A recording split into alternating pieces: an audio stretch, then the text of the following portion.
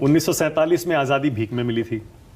देश के पहले प्रधानमंत्री सुभाष चंद्र बोस थे। फिर आपने एक बार कहा मुंबई पीओके बन गया। आप एक एक करके हाँ ठीक है। तो आपने पहले कहा कि आज़ादी जो है, देखिए हर एक इंसान का एक अपना जीवन होता है, अपना पर्सपेक्टिव होता है। जब हम इस प्लेटफॉर्म पे है ना, तो न जाने ऐसे कितनी बेटियां होंगी, न जाने ऐसे कितने बेटे होंगे, वो अपने ही जीवन में कैद होंगे। नहीं हो सकता है ना, हो सकता है। बोलने दे, तकलीफ हुआ है बेचारे को, बोल। उनका माइंड फ्रेम हो सकता है, वो उनकी स्थिति और परिस्थिति हो सकती है। क्या हम उन्हें जज कर सकते हैं? 2004 में जब मैं मुंबई आई थी और 2005-06 में मैंने गैंगस्टर, वो लम्हे, ये मेरी पहली फिल्म है। गैंगस्टर, वो लम्हे, जितना कि ये नेपो किड अपने, इनकी लास्ट फिल्म भी इस तरह की नहीं हो सकती। एक्टिंग का आप रेंज देखिए, playing a gangster small, playing a schizophrenic, metro, fashion, playing a drug addict super model, ये मेरी कुछ बहुत पहली फिल्में हैं। उसके बाद मुझे काम मिलना बंद हो गया। मगर क्यों? तो जब मैं काम ढूंढने जाती तो अच्छे 8-10 सालों तक मुझे काम नहीं मिला। हम 1-2 साल के स्ट्रगल की बात नहीं कर रहे हैं। आपको एक हफ्ता जब आपको अनसर्टिनिटी होती होगी ना, तो आप आजकल के लोगों के ना हाथ पैर फूलने लग जाते हैं, एंग्जाइटी पिल्स लेते हैं। मैं साल की बात कर रही हूँ। देयर इज़ नो सर्टिनिटी, आप कहाँ जाएंगे, आपका क्या होगा। तो मुझे कहा जाता था आप कुछ ज़्यादा ही अच्छी एक्टिंग करते हैं। आप मैं कब हो गया ये? कब? आपका बॉलीवुड में कुछ नहीं हो सकता। तो ये एक सामान्य धारणा मेरे बारे में बन गई कि इसके जैसी तो फिल्में ही नहीं बनती। मुझे यहाँ तक कहा जाता था, देखिए कैटरीना को, और ज़्यादा जो विदेशी मूल के जो लोग हैं वो उस टाइम बहुत अच्छा कर रहे, तो विदेशी मूल के लोग हैं। तो मैंने ये, और एक बहुत ही जानी मानी चीज़ है, मैंने अपना बेस अमेरिका शिफ्ट कर लिया। तो मुझे लगा जैसे मुझे देश निकाला मिला हो।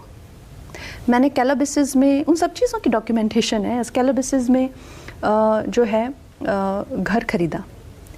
फिर मेरी ब्रिल्स्टन करके वहाँ पे एक एजेंसी है, उसको कांटेक्ट किया, क्योंकि मैं एक एशियन हूँ, तो वहाँ पे मुझे कोई एज एन एक्टर तो मेरा कोई फ्यूचर है नहीं। इक्का दुक्का, अब यहाँ पे कोई वाइट पर्सन आएगा, उसको इक्का दुक्का रोल मिल सकता है, but that person can not hope to have. So मैंने सोचा मैं फिल्म मेकिंग में, तो मैंने एक शॉर्ट फिल्म भी वहाँ पे डायरेक्ट की।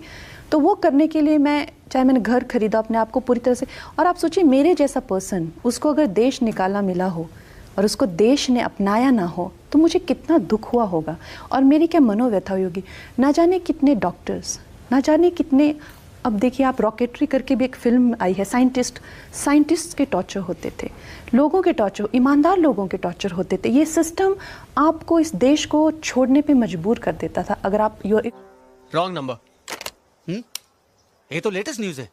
राइट मैसेज लेके भी साला wrong number. If you are too good, फिर, और ये एक विधि का विधान कह लीजिए कि क्या कह लीजिए, या मेरे देश का ही प्यार कह लीजिए, या हमारी जो कॉन्शियसनेस जो एक जागी कि मैं रास्कल हो गया या उसके धमाल के। और मैं बहुत ही ज़्यादा उन लोगों की बहुत ही ग्रेटफुल, उन्होंने मुझे काम दिया, क्योंकि मैं अपने ये सपने वहाँ पे घर ले सकी। अमेरिका में इस तरह के छोटे छोटे रोल्स मैं करती थी ताकि मैं इंडिया से निकल सकूँ। उस दौरान मेरे पास एक फ़िल्म आई क्वीन करके, नया डायरेक्टर, नया प्रोडक्शन हाउस, और उसका मैंने कहा ठीक है, कुछ पैसे मिलेंगे, I can further establish myself there.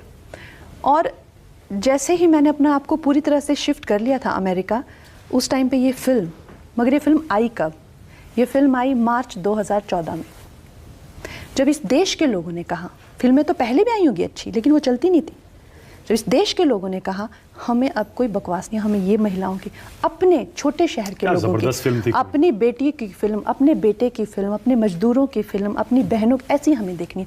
बंद करो ये। कौन है ये लोग?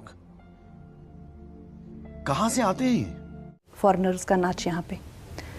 हटाओ ये इटालियन गवर्नमेंट और नरेंद्र मोदी एक चाय वाला कब बने इस, तो इस देश में मुझे एक आज़ादी मिली। मैं अपने देश में वापस आई। क्यों आप मेरे पर्सपेक्टिव को, मेरे क्यों आप इसको नहीं एक्सेप्ट कर सकते? उठा ले रे देवा, उठा ले रे बाबा, मुझे अमीर को नहीं रे, ये दो गरीबों को उठा ले।